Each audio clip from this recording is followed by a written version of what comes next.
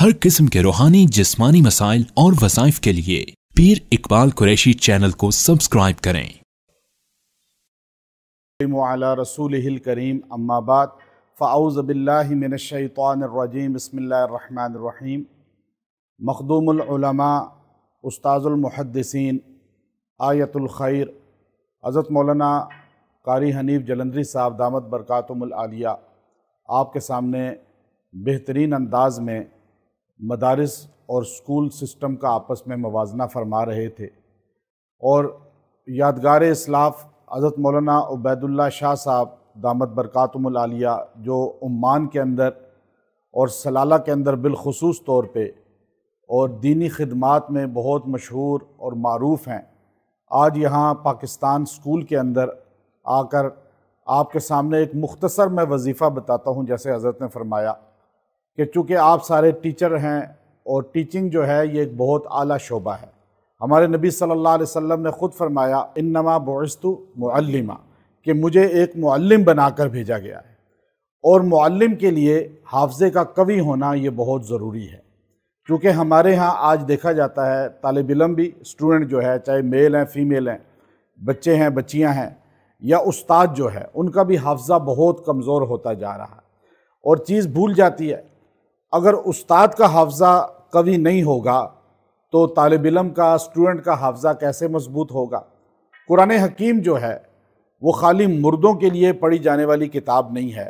आज अक्सर मुसलमानों का ये सोच और फ़िक्र है कि जैसे किसी की डेथ हो जाए तो फ़ौरन कुरान पाक खोल लो, बस बख्शिश हो जाएगी। वो तो बात ठीक है, उसमें कोई शक नहीं है, लेकिन ज़िंदा की मुश्किल हल कैसे होगी, वो भी अल्लाह के कुरान ही से होती है।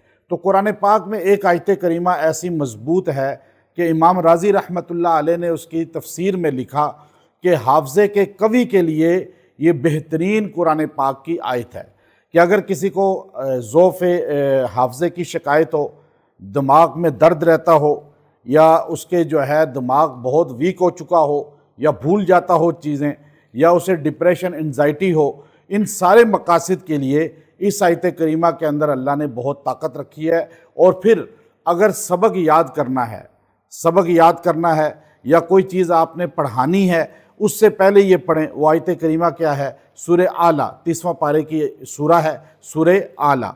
उसकी एक आयत है सनुक़रिउका फ़ला तंसा इल्ला मा शा अल्लाह, सनुक़रिउका फ़ला तंसा इल्ला मा शा अल्लाह।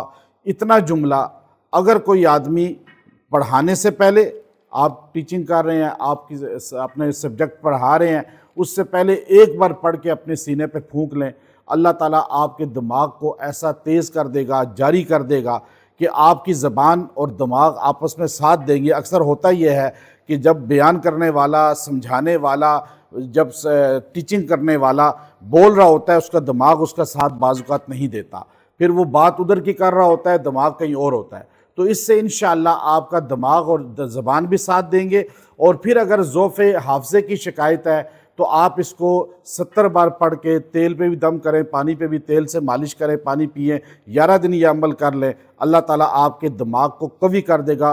आपको डिप्रेशन ख़त्म होगा, एंजाइटी ख़त्म होगी और वसवसे आने ख़त्म हो जाएंगे। और जो बच्चा सबक याद करने से पहले 3 बार पढ़ लेगा, सबक पढ़ेगा, कुरान पाक का हो, हदीस का हो या स्कूल का हो, अल्लाह ताला उसमें भूलेगा नहीं, इतना मजबूत कर देगा। व आखिरु दावाना अनिल हम्दुलिल्लाहि रब्बिल आलमीन।